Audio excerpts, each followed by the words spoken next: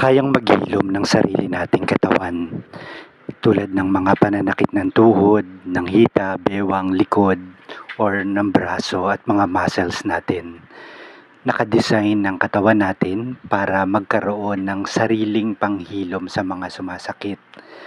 Pero syempre, hindi ito applicable doon sa mga sakit na malalala na kailangan na ng eksperto at mga doktor o siyensya.